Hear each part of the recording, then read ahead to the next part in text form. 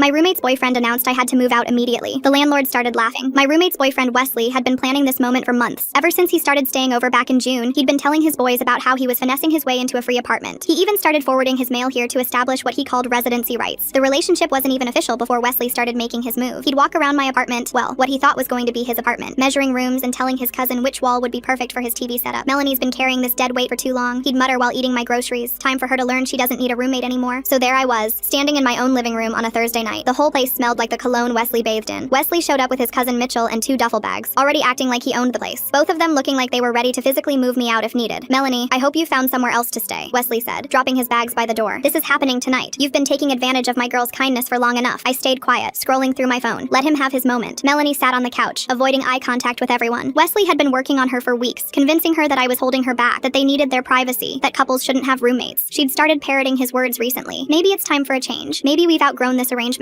Classic Wesley manipulation. The man didn't even have his own place. He'd been couch surfing before he latched onto Melanie. Wesley pulled out a crumpled piece of paper from his pocket. "I printed out this 30-day notice, but honestly, you should just go tonight. Make this easy on everyone." Mitchell nodded like this was all perfectly legal. "Smart move, Wesley. She's had a free ride long enough." I looked at the paper and almost laughed. He'd downloaded some random eviction template and just wrote my name on it in pen. Melanie finally spoke up, her voice barely a whisper. "Maybe we can give her the weekend at least." Wesley shot her a look that made her shut up immediately. "Nah, baby, we discussed this. She goes tonight." That's when I made the call. "Hey, Mr. Sanders," I said, putting him on speaker. "Could you come up to 2C? We have a situation here." Wesley's chest puffed out. "Good. Call the landlord. I'm taking over this lease anyway. Melanie and I are common law now." 5 minutes later, Mr. Sanders walked in with his master keys jingling. He was this 60-year-old Brooklyn native who'd owned the building for 30 years. He took one look at the scene, Wesley with his bags, Mitchell trying to look intimidating, Melanie shrinking into the couch, and me standing there calm as could be. "What's going on here?" Mr. Sanders asked, though his slight smirk told me he already knew. Wesley stepped forward with all the confidence of someone who'd watched too many law shows. "I'm moving in, and she's moving out. I've been living here for 3 months, which makes me a tenant. Melanie and I are together, so I'm taking over her half of the lease." Mr. Sanders looked at Wesley like he'd just said the earth was flat. Then he started laughing. Not a chuckle, but a full belly laugh that went on for a solid 30 seconds. Wesley's face started twitching. "What's so funny, old man?" Mr. Sanders wiped his eyes and pulled out his phone. "Let me show you something, son." He pulled up a document. "This is the lease for apartment 2C. See that single name? That's not Melanie. That's not you. That's her." He pointed at me. "There is no Melanie on this lease. She's been subletting from her, which technically I only allowed as a favor." Wesley turned to Melanie, his mouth hanging open. "You said you were on the lease." Melanie looked at the floor. "I thought I was." Mr. Sanders continued, clearly enjoying himself. "And you, young man, aren't even supposed to be here. The lease specifically states overnight guests maximum 3 nights per week. You've been violating that for months. I could have you trespassed right now." Mitchell started backing toward the door. Wesley was frozen. "But I've been getting mail here." "That doesn't mean anything." Mr. Sanders laughed. "My cat gets mail here too. Doesn't mean he owns the place." Wesley looked at me, then at Melanie, then back at Mr. Sanders. "This can't be legal." "Oh, it's completely legal. In fact, you have exactly 5 minutes to grab your bags and leave before I call the police. And Melanie, you might want to start looking for your own place. Your subletting agreement ends next month." Wesley grabbed his bags, Mitchell already halfway to the elevator. Melanie ran after them crying,